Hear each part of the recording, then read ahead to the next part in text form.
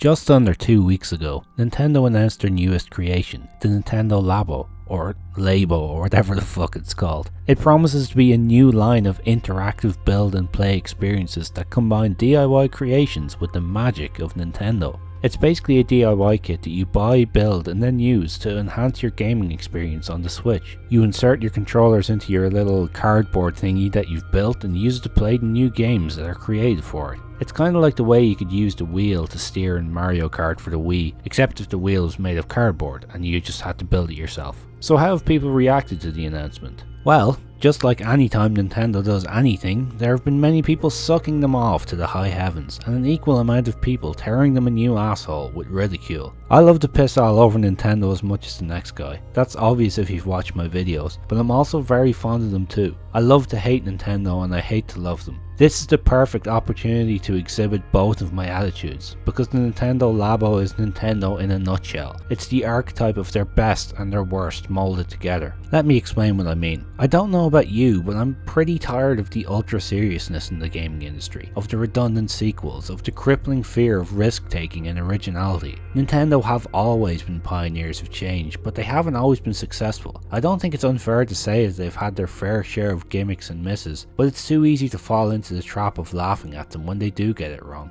What are we laughing at exactly? Are we laughing because a company threw caution to the wind and failed? We all spend so much time pissed off with unoriginality, yet we're equally quick to mock those who try it without success. It's a similar argument to the one I made regarding Quantic Dream and David Cage. You don't have to like the product to appreciate the idea, and I feel like a lot of people, myself included, are far too quick to glance past how truly important the underlying principle might be. Nintendo are traditionally untouchable in their ability to tap into our inner child, to make us realise why it was that we originally fell in love with gaming. This was particularly evident last year with the widespread success of Breath of the Wild. I had more than one friend tell me that Breath of the Wild specifically reminded them of why they love video games, and made them experience the childlike wonder that they felt in their early gaming years. As the gaming industry has become more and more serious, I think gamers have become more and more cynical. That's partly why we instinctively ridicule something like this. Nintendo Labo might seem stupid at first look, and it could end up being another gimmick on the trash pile easily, but I'm concerned by our tendency to judge it before it's even out. It could be a really fun concept to try out your partner, your friends, your kids, whoever. It's instantly dismissed as a toy for kids actually, but the same thing is usually done with Nintendo in general. In fact, I'd argue that due to its price, we'll get to that in a minute, and the complexity of some of its builds, it really isn't a toy for children.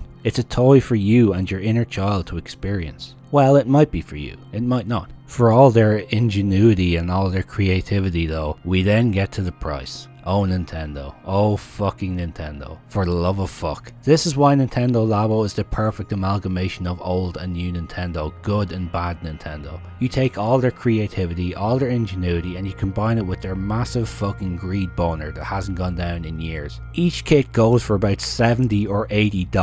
$70 or $80 for fucking cardboard. Only Nintendo could come up with a creative idea like this and then completely shit the fucking bed by making it so fucking extortionately expensive. That price is absolutely shameful, but it really isn't a surprise at this stage. After the shit they pulled with the NES and the SNES mini consoles, a decent price for Nintendo Labo would have been a shock to the system. I just don't understand it though, they very clearly don't need the money. This Switch had a phenomenal 2017, and even if it didn't, why the fuck would they have to sell cardboard for so fucking much? It's so difficult to love and support Nintendo when they're this repeatedly greedy. I think the nature of their games makes it even worse for some reason. There's such a strong juxtaposition between how innocent and childlike their concepts are and how incredibly cynical and greedy their marketing practices are. Is anyone actually going to fucking buy this now? Are people really going to pay $70 or $80 for fucking cardboard? Surely not. I mean, come on. If Nintendo actually managed to sell any of these, they may as well just start shipping out bags of fucking horse shit with Mario's face on them for their fans to buy, and they probably still would. I do like that they're starting off 2018 with a novel concept, but I really hope they aren't banking on it to cover up for a lack of games. There's a genuine fear among some fans that Nintendo have already blown their load by releasing their biggest hitters in 2017. I think that might be a bit premature with a Metroid game still to come, but I think it's a valid fear nonetheless. nonetheless. After the start the Switch has had, they could probably ride out the generation with a handful of good or very good releases and still consider it hugely successful. I think that would be a massive mistake though. For the first time in a long time, Nintendo have a massive opportunity to capitalize on. Let's hope that extortionately priced cardboard isn't the only trick up their sleeve.